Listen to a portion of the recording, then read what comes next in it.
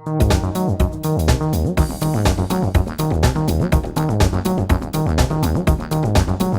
I want to talk about the midterm elections, and I want to say first that I'm very happy that I was asked to come, even if it was at a late time. Happy to be here, esteemed group, and I've kind of kept a low profile from the press for a couple of years now. I've done so because of events in my life that were unavoidable and uncontrollable, but I guess it's about time that I get over that and move on. So here we are, the day before the most important election in our history, as we get told every 2 years or every 4 years or whatever the case may be. But I think that maybe there's not too much hyperbole in this one. It's a real deal, and I want to make a couple of comments about, first of all, before I start, about what influences midterm elections, and particularly these midterm elections. But one of the primary things that affects midterm elections is economics. Carville said it's the economy, stupid. That's to some extent true, but I have a corollary to that, and that is as the economy improves, other issues intrude. And I think that that's what we're seeing. We're seeing an economy that's extraordinarily broad, improvement that's extraordinarily broad and really extraordinarily deep. The fastest growing employment in America right now are men that lack a high school diploma. That is the fastest growing employment group in America. And who would have thought that 10 years ago, 15 years ago? We were told that that group had lost all relevancy in American and international economics, that was the lost generation, so to speak. And suddenly we see that not to be the case. That's number one. The economic environment of America is good, but yet it's seen through a prism of partisanship. Republicans see it as very good, and Democrats see it as not good. Everything in this election, everything in our society, there is a Pew study that was done about 2 years ago, a very, very in-depth study that says that anything in American society today is seen through a partisanship worldview prism. The partisanship of a Democratic worldview or a Republican worldview, no matter what. I think we're all kind of seen in that way. I'm a Republican, and so that automatically connotates certain things. And and a Democrat automatically connotates other things. But when we see an issue, like we're seeing in Louisiana with this unanimous jury verdict, that suddenly those two sides agree on, we all kind of get nervous. Wait a minute, something obviously is wrong here. And maybe it's because something's obviously right about it. That's number one, is the economics. Other issues are intruding. What are the atmospherics that create that? Well, in this election, there are particular atmospherics that create it. In September, there was a discussion among Democrat consultants that we're expanding the field. We're moving to 85 seats. We're going to expand the field in the House. We may even win the Senate. And suddenly, in October, the field starts contracting. We've seen that accordion effect before. If you remember, Hillary was going to expand the field into Texas and Arizona and Georgia, and as we got closer to Election Day, the field started to contract. Expect it. It happens in every election. Parties tend to chase fools go. The Republicans used to chase Pennsylvania until one guy won it in 2016. Not by much, but he won it. So the accordion effect is very real. Now, what created the accordion effect with the atmospherics? And one is the Kavanaugh nomination. It clearly had a profound impact on this election and the way that it was handled, so on and so forth. It became somebody took a match to a powder keg and blew this thing all to pieces. What happened with the Democrats, they had an enormous enthusiasm level going into October of maybe 25 points. It looked like turnout was going to be grossly in their favor, and suddenly that enthusiasm gap suddenly closed, and now it's even, if not a little bit, on the Republican side. And the second thing is the march, or whatever you would like to call it, the caravan. Trump calls it Kavanaugh caravan effect in Central America toward the United States border. And what has happened, we have seen, in contrast to that, there's also been an awareness among voters about health care. As we get closer to the election, health care becomes more important. And so what's happened is that older voters, 65 plus, have started to move toward Democrats because of the health care issue, while suburban white women started to move back toward Republicans as we get closer to Election Day. And the gaps between the two parties tended to close pretty rapidly, although there's probably a 10-point gap in suburban women in favor of Democrats and probably a 10-point gap of 65 plus voters for Republicans. But it closed quickly. It was 22 points among suburban women, for example, a month ago. So those sort of the atmospherics, the general sort of things. Now, what you get is a generic ballot. You've all heard, generic ballot. The generic ballot today is, and today, by the way, depending on who you read, which pollster you read, it's anywhere from 6, 9, or even. The Washington Post had it at 9, the Wall Street Journal had it at 6, Rasmussen has it at even. The reason why those differences occur, and there's something that you need to remember when you look at a poll. Post polled registered voters. The Wall Street Journal, that's Hart and Public Opinion Strategies, both those firms I've worked with, and both of them are very good. They polled what they called likely voters. But here's the way they were at 6. That made a 3-point difference, huge. The reason why the Wall Street Journal poll, Hart Garrett, they didn't really poll likely voters. They polled registered voters. But here's the way they qualified it. If a question in there, are you likely to vote from 1 to 10, and if you pick 10, that means that you're extremely likely to vote. They said that helped qualify you as a likely voter. The problem with that was, as 75% of the poll said they were likely voters, and the problem therein is that the turnout will not get to 75%. It'll be lucky we get to 50, but that's what happens in polling. And Rasmussen is extremely tight about their screens in order to choose a likely voter. And they do it a lot off of absolute voter data, which in the last presidential race gave us, believe it or not, they were dead on. Now, most people downplay them to some extent, but they were dead on. So that's what you have right now. You have 6, 9, and even. And YouGov this morning CBS released a poll of the 66 what they call most competitive districts, and they have it at a +3 Democrat, but it is of registered voters, which means that it's probably dead heat. Probably dead heat. You look at early voting data. Early voting data tends to favor a very sizable, it tends to favor a Republican advantage. And in most states, especially in states where there's competitive races, it tends to favor Republican advantage. However,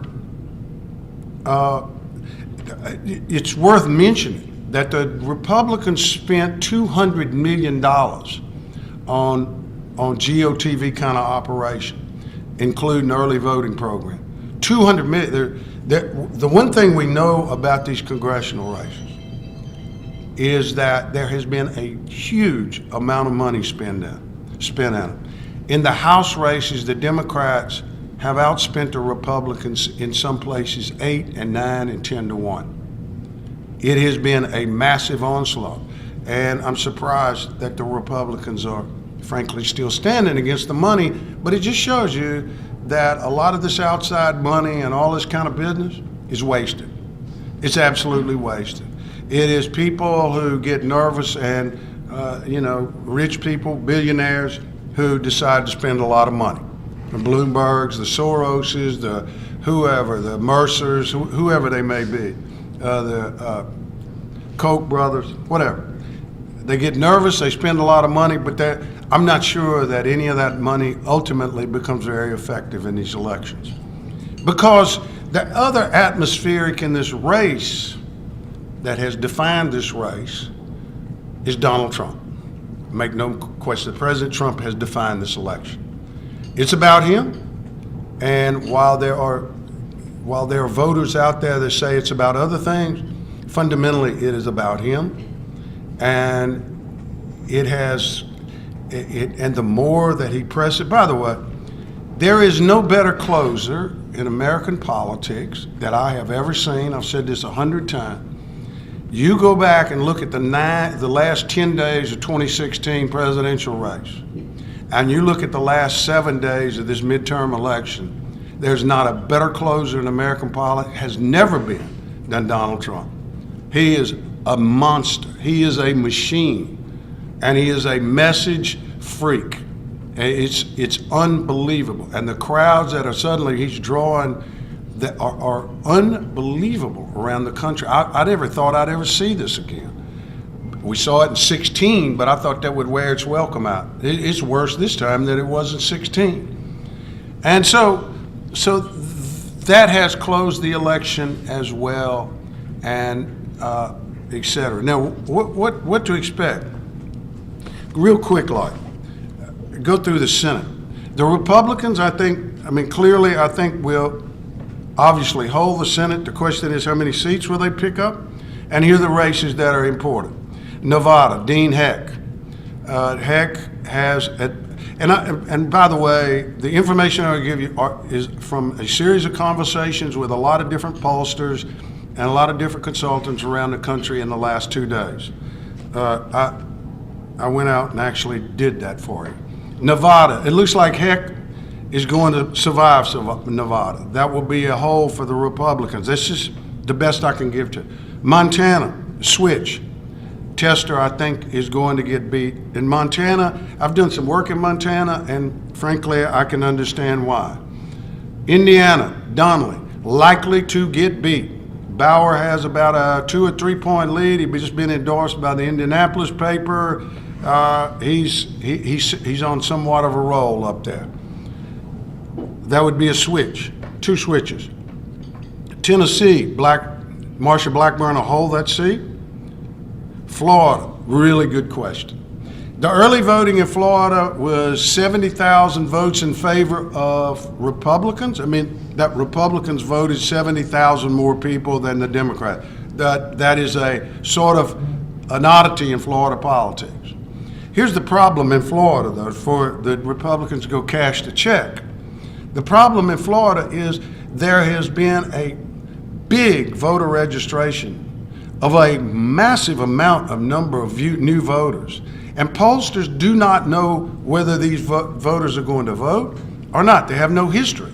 So if the bottom line is, if many of these voters go out, Scott's beat and DeSantis is beat. If they stay relatively moderately unattached, not voting, then probably Scott and DeSantis win in Florida. That would be a switch. That's a real close one, but the Mary Landrieu of 2018, Heidi Kemp in North Dakota, put her in the egg basket. Texas as a whole, And it looks like McSally is going to make it in Arizona, is what I'm told. Although what happened in Arizona was the Green Party candidate got out of the race and endorsed McSally's opponent, whose name I cannot say because I can't pronounce it. But the point of it is that that's still an iffy thing in Arizona. But though both of those, Texas and Arizona, would be holes. So what did I leave out? Here are the three I left out, and I think they're the most interesting. I can't say his name very well, but Bob Hoover in New Jersey against Bob Menendez. That's a possibility and becoming more and more as the hours go by. I don't believe it. I don't think it'll happen. Hoover running sort of as what we used to call a Rockefeller Republican, maybe maybe the guy that runs National Review Republican now, I can't remember his name, Bill Kristol Republican. Missouri, McCaskill, dead heat, and just a damn dogfight up there. And McCaskill has suddenly turned a major leaf in her life and become a major raging conservative the last 4 days. Against the caravan, for the wall, and against the senator who said Trump needed to be shot and called her an ugly word and blah, blah, blah. So that sort of gives you an idea what Mr. McCaskill was seeing in the polls there at the end. West Virginia, Joe Manchin. Joe Manchin I've done work in West Virginia a lot, and Manchin is quintessential New West Virginia. Hard to see him getting beat, but the latest polls had Patrick Morrisey ahead 2 or 3 points, and that's a Trump effect up there, and that's an economic effect, etc. It's interesting, and I hope I'm not going on too long because I want to get to the House, but it's interesting to note that that when you see the Trump kind of candidates doing well, it's in one sort of an economy. That's goods producing. Manufacturing, energy, so on and so forth. You see that sort of the non-Trump candidates doing well in sort of what they used to call the new economy, the information economy, et cetera. So that sort of gives you another little prism to look at it from. And it sort of generates 2 different cultures. And that pretty well defines America. I think the 2 races that are 2 that I think that, look, bottom line there is that the Republicans could go from 3 to 8 switches really quickly if they get on a roll. They could literally end up with 58, 59 votes in the Senate, which would be humongous. A real victory for Mitch McConnell and those fellas. There are 2 races in the Senate that are really worth watching for potential way out there upsets.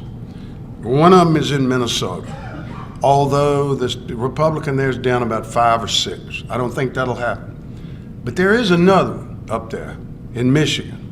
This guy, John James, is the real deal. African-American Republican, Ranger, graduate of Army, served in Iraq, I think, twice maybe.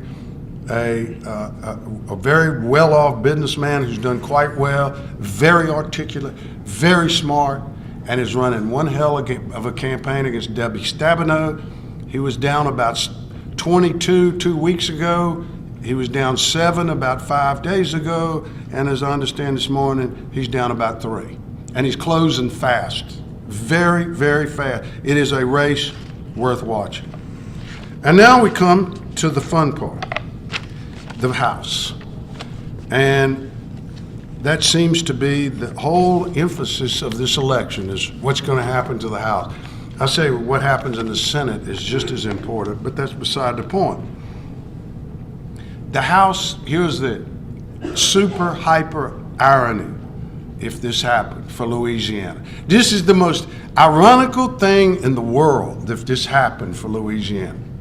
The House of Representatives in 2018 could be decided by a young man up in New Hampshire with the name of Eddie Edwards.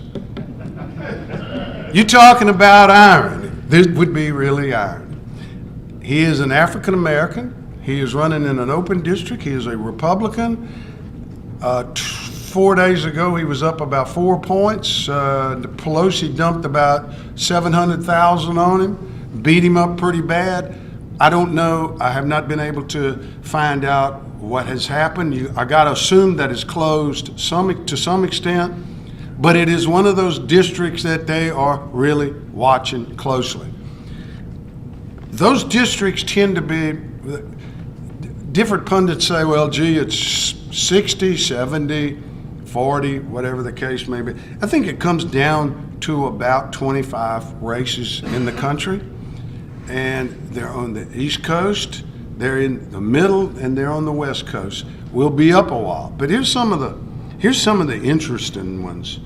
A guy named Bruce Peliquin in the 1st District of Maine, a Republican incumbent, in trouble. Trump carried the district, I think, by 7.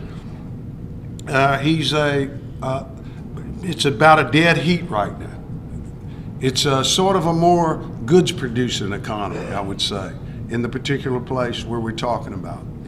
I want to give you some of these East Coast things so that'll sort of give you a trend early. That's Maine 2, excuse me.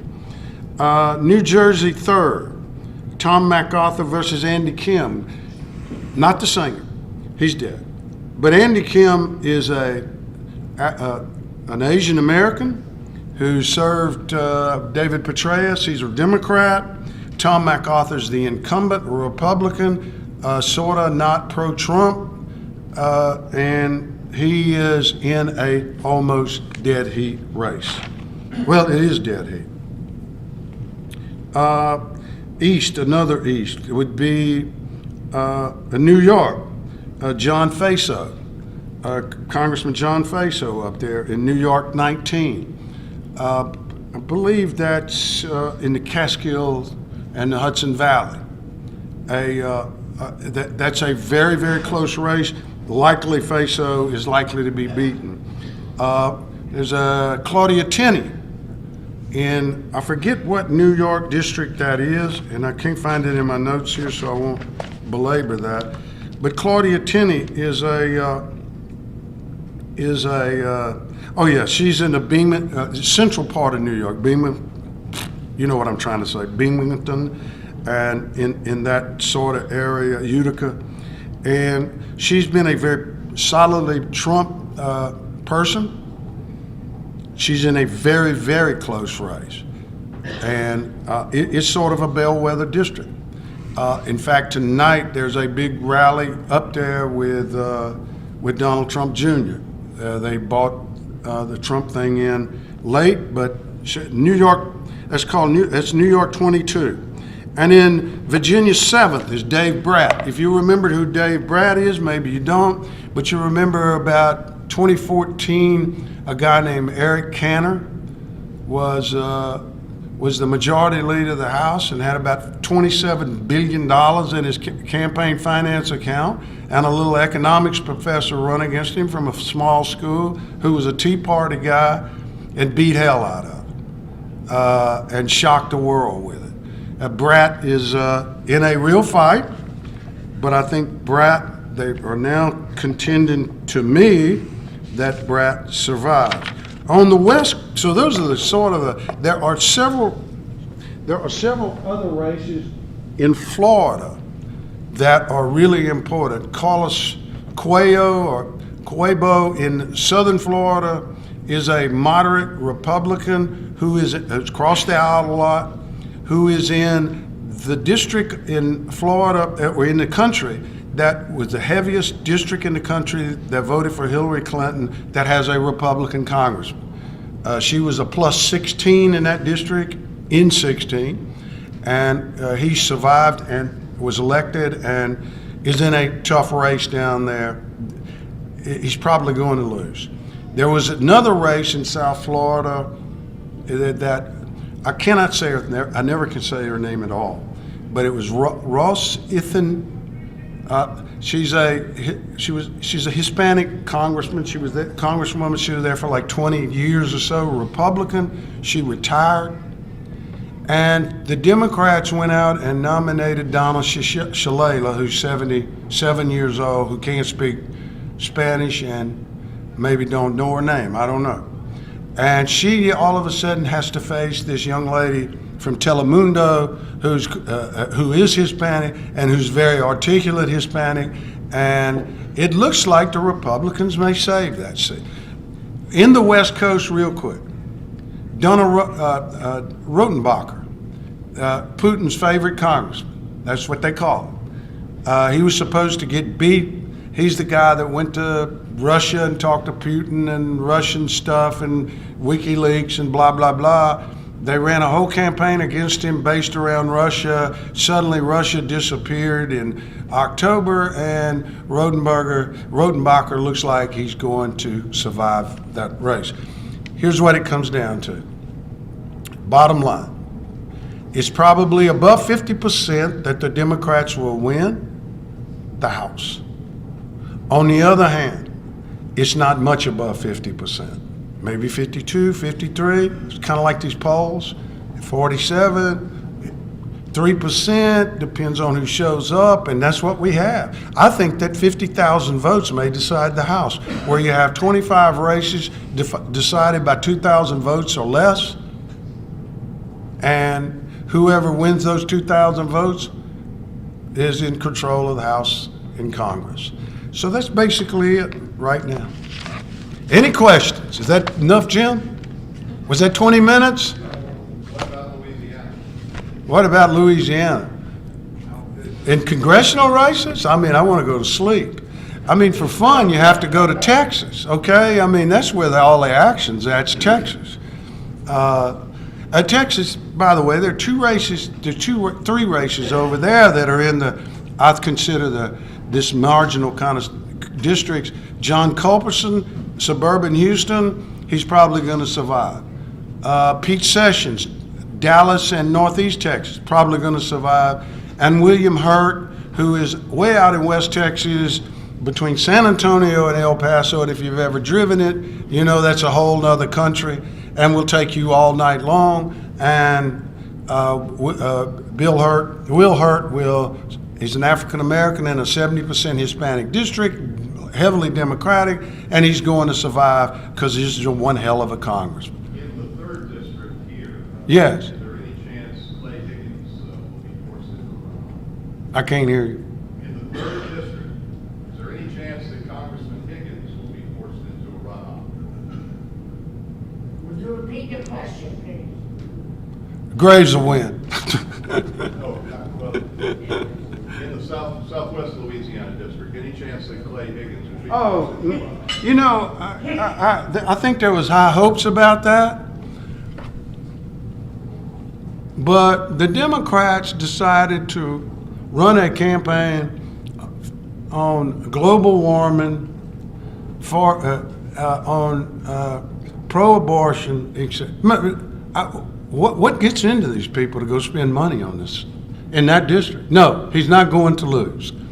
He's going to win solidly, probably get over 60%, and it has nothing to do with him. Republican challenger. Yeah, Josh. Yeah, he's a good guy. He don't have any money. That's the problem. Take some potatoes to beat a congressman. Lanny Keller.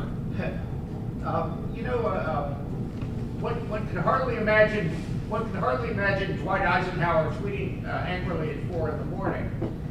Could you address, looking for the longer term, the president's immense effect on the last 2 elections, this election and the previous one? But how about that going forward? We're old enough to remember when a candidate would say that does not deserve a response. Yes, right. That was true. And nowadays you don't respond at your own peril. There's a great article, unbelievably, in the New York Times this weekend. You see how prejudiced I am. Called the Get Over It, the Republican Party belongs to Trump, basically. This is Trump's party. And we have seen a fascinating realignment in American politics over the last 8 years. from a party that was sort of this pro-business stuffy thing that we called the Republican Party for so long, to a party that became a populist party that started in 2010 and that has not run its course. And Trump is the impetus for much of it, but there's also a lot of other impetus for it. And I think that that's where we're headed. I think that in the long run, that does not carry the day in 8, 10, 12 years. But right now, that is the energy in American politics. It will run its course. They always do, and we always do. And we always get tired. But the point of it is that right now, that's the energy, and it has changed. I just talked about the different economy, sort of the information economy versus the goods economy. And there is a perfect example of the realignment of the parties. You would think that the Republicans would be sort of that party of the suburbanite, computer analyst, whatever the hell you want to call them. And the Democrats would be sort of that blue-collar guy. Well, that's what they were 30 years ago. It's not anymore. It's just the opposite. The goods producers are Republican. I remember in 1988, 88, Dick Gephardt ran for president, came to Baton Rouge, had a fundraiser for him with Pat Screen, and Dick Gephardt's main contention in his campaign was on the trade issue. Sounded just like Donald Trump today. Absolutely just like. He was the Speaker of the House for the Democrats. That's what Gephardt was. And so that's how much the two parties have switched during that period of time. So, yes, ma'am.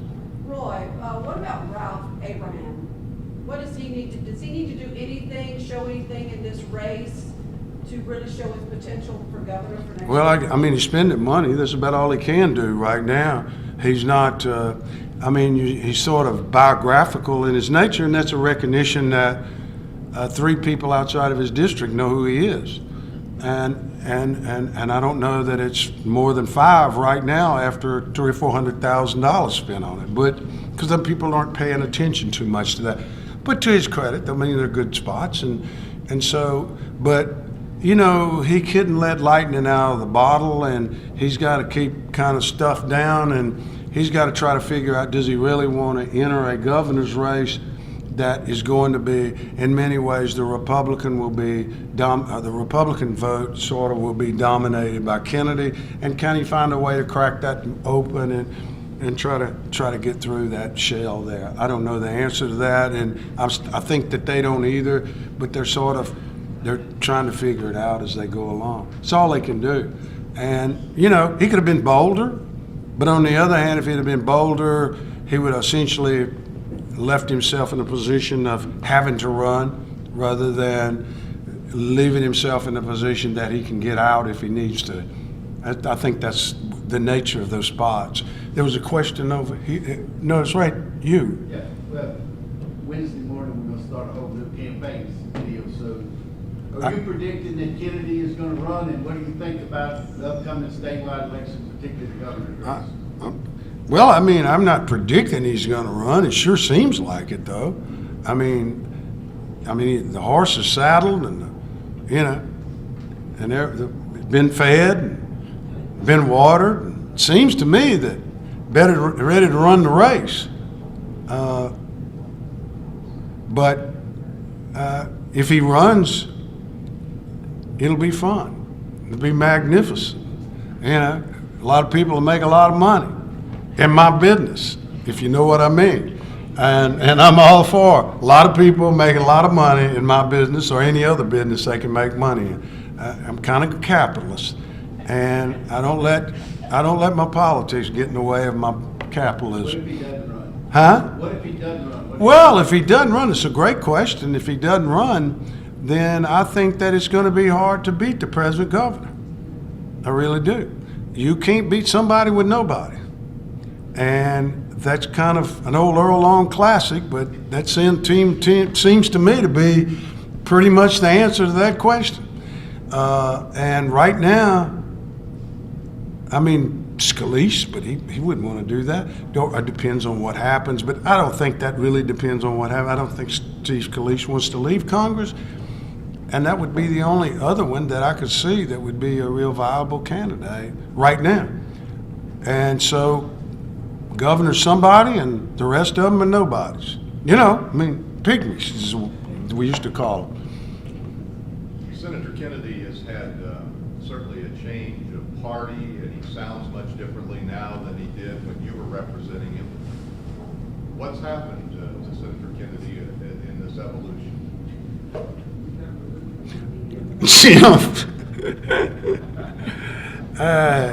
You know, Donald Trump had a lot of changes too, you know, and as Little Boozy would say, I got some things going on, and he's got some things going on, and so what happened to him was he learned how to read a poll. So there you go. Like every other, may I add, like every other politician in the world. Yes, sir. There was a governor's race that's actually getting a lot of national Huge. attention right now in Georgia. Yes. Where you have, like, they get Brian Kemp and the other young lady over there, yeah. President Obama, who was there just Yeah. a couple weeks ago, and President Trump, I think, Yeah. been there as well. What's your thought on that race as far as what it says about the Democrats? I spent a lot of time talking to people in Georgia about that race, and what's happened is that Kemp has sort of now pulled out to a pretty solid lead. He's going to win that race pretty solidly, but it is an indicator. Just south of there is the Florida race, which is still up in. So I mean, those two races are very much similar in some ways. The difference is the states are not similar, and Florida's much more metropolitan. Georgia still has a very, very rural base out there, and so it kind of tells the story. But Florida is still in doubt, and as I said, those voters, a lot of that big registration of new voters is going. I think Gillum's future, just like Nelson's future, depends on do they vote to any substantial degree or do they not vote. Because I don't think there's any question they were registered by Democrats. Hey, Lanny. Back to 2019 just a bit.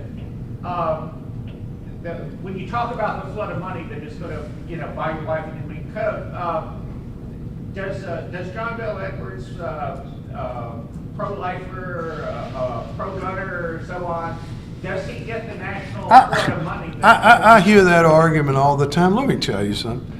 If a National Democratic Party can win a governor's race in the South, I don't care if he's a member of the Ku Klux Klan. They're going to do everything they can to win that race. Now, that's total hyperbole, okay? I know we're in this kind of world right now, okay? But the point of it is that makes no difference whatsoever, ultimately. It may make a difference if John Bel Edwards was trying to get on the ticket as a vice presidential candidate. That may make a big difference. He would be blocked for that position. But down here, not so. Doug Jones in Alabama is a perfect example of that in some ways, although he was, I think he was pro-choice. But, I mean, his positions didn't always jihad with the national party. On that particular issue, it did, and that's a very fundamental issue to the Democrats. But there'll be plenty of money from Los Angeles and Hollywood and so on and so forth that will smell like pro-choice all over it, and it'll be down here trying to buy pro-life votes. I don't care. Yes, sir. In terms of demographics of Florida, is that retirees or young people coming out of high school because of the shooting in Florida, or what is the makeup of all those new voters? Well, I mean, one thing is that the minority community in Florida is just not African Americans. It's Haitians. It's Cubans. It's all sorts, and it has grown substantially in the last 4 year, well, even in 2 year in Florida. That's number one. And number two is that there are, as you talk about retirees, snowbirds, that sort of could not embrace Hillary. They may have voted to some negligible extent to Trump, but suddenly they found a way to express their displeasure with Trump in a state election, and Gillum offers them that opportunity, and so on and so forth. And Gillum also has sort of a record up in Tallahassee, good or bad, but he has a record. He has some administrative experience. And the third thing is DeSantis is not extremely well liked. In short, he's kind of an abrasive jerk, okay? But what the hell? You know, I mean, a lot of people are going to hold their nose and go, which one I'm going for? And, you know, do I go with the guy I like, who I don't like anything about his policies, or do I go with the jerk, or do I, you know, whatever? That's kind of the choices they have in Florida right now. You know, kind of like one time we had, you know, vote for the crook, it's important. Is there a substantial number of Puerto Ricans that have? Oh, absolutely, yeah. And particularly down in South Florida, and there have been a lot of them that have come in, you know, and since the hurricane and so on and so forth, legally, or they were legal anyway. So all of that Florida's just become a real microcosm of the country in a lot of ways. It's not a southern state anymore. I mean, it's not even close to a southern state. But it has that component of the South in the northern part of Florida. Just so happens that's where Gillum's from. Okay, who runs in 2020? I have no clue. That's the Democrats' business. Man, I know who the Republican is. If he's living and breathing and still scrapping, it's Trump. But I don't know who the Democrats do. I don't know who you would get. I mean, that's a great question now. What kind of Democrat can beat Donald Trump? I don't know. Joe, I don't know. I don't know who it is. I mean, you know, I mean, be honest, I find the most appealing of all of the Democrats is Kamala Harris. I'm be honest with you. I think she's tough and she's smart and she's pretty and she sort of gives off an appearance and an aura that, yeah, she's a pretty cool chick. I kind of like her. So did Willie Brown. Yeah. There's a fairly new organization in the state called Emerge, and they're mainly fielding Democratic candidates for the legislature. Are you familiar with that group? Is that going to have much of an impact? You couldn't hear me? My hearing was not so good. I played a lot of guitar when I was young. There's a group called Emerge in Louisiana that's fielding Democratic candidates, going after mostly younger people. And I'm just wondering if you've heard of them, if you think they'll have. I've seen. Repeat your question, brother. I've seen. Repeat your question. I've seen something about it, but I don't know. I don't really know what they're. Go to the microphone. Yeah. I've seen something called Emerge that's just trying to recruit young people to vote for Democratic candidates and yada, yada, yada. And I mean, I always hear about these groups and I never see much of them after a little while. You know, there's a thing called Blexit, and it's Candace O and Kanye, and there's been a fight there. But there's a whole group of African Americans out there that basically blacks are leaving the Democratic Party. And you know, that's interesting is that Trump's approval rate among African Americans is 40%, anywhere from 36 to 40%. It doesn't mean they're going to vote for it, but it's number one. But number two is this notion of Trump being the boogeyman ain't quite so fashionable as it used to be with other presidents. Reagan, you could get by with it. Not so with Trump so much. Pretty interesting. That's an interesting thing. I'm done. Thank you very much.